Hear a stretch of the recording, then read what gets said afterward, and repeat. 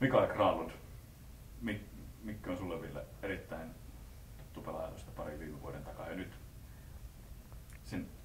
kun se pahin ilmaveivikohu on nyt laantunut Miken ympärillä, ja hän pääsee tavallaan niin kuin vain yhtenä joukkueen pelaajista Sochiin, niin mitä odotetaan Mikeltä? Mä luulen, että Mikeltä voi odottaa just sitä peliä, mitä hän näytti jo MM-kisoissa viime keväänä ja on osoittanut nyt sitten varsinkin Jason Pominvillen kanssa Minnesotassa ja kyllä mä uskon, että hän on siinä ehkä just niitä pelaajia, joita niin kuin Suomi tarvitsee ja onnistumaan siellä ylivoimilla ja muutenkin, että me välillä unohdetaan, ja se on ehkä Mikelle ihan hyvä, että ei aina vauhkota ihan niin paljon, mutta että siellä on kyllä hyvä potentiaali. Mäkin olen seurannut IFK-pelejä, on pelannut todella mahtavasti, ja sitten mä olin Bratislavassa katsomassa 12-11, kun Suomi voitti kultaa, niin kyllä oli Mikke kyllä tosi mahtava.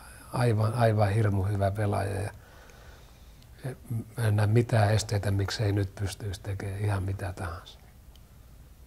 Menikö Ville sun mielestä tämä Mikael Granlund hypätys silloin jo vähän liian pitkälle? No totta kai se meni. Ihan selkeästi se meni ja ihan hän on niin kuin erittäin hyvin sen niin kuin handlannut, että jos on sitten mietitään ketä tahansa nuorta pelaajaa tai ihmistä, jota aletaan seuraamaan suurennuslasilla lähes vuorokauden ympäri parin vuoden ajan, niin kyllähän sieltä varmasti joitain lehtijuttuja löytyy keneltä tahansa, mutta hän on koko ajan tehnyt töitä ja treenannut, kärsinyt jopa niin kuin muutamia semmoisia ihan loukkaantumisiakin, jotka on otettava vakavasti ja näin, että kyllähän niin kuin on osoittanut, ja varsinkin nyt viime kesän aikana ja viime kauden aikana varmasti, niin on mennyt taas askeleita eteenpäin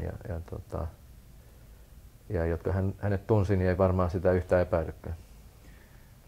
Silloin 2011, kun IFK kanssa voititte SM-kultaa ja Mikke sitten meni vielä pääsi Bratislavaan ja voitti MM-kultaa, niin miten näkisit, että Mikke on siitä keväästä kehittynyt pelaaja?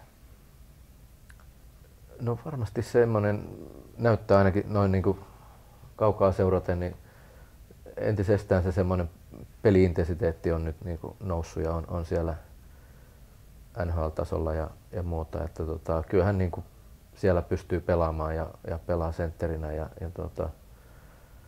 ja edelleenkin varmasti tarvii töitä ja sitä luisteluvoimaa, että pystyy haastamaan vielä enemmän itse ja muuta, että seuraa ehkä sitä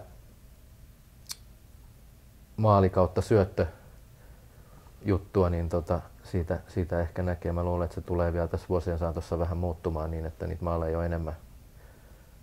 Syöttöjä varmaan tulee olemaan aina niin kuin sen verran kuin nytkin tai enemmän. Mutta hän niin kuin pystyy tulemaan itsekin vielä vaarallisemmaksi.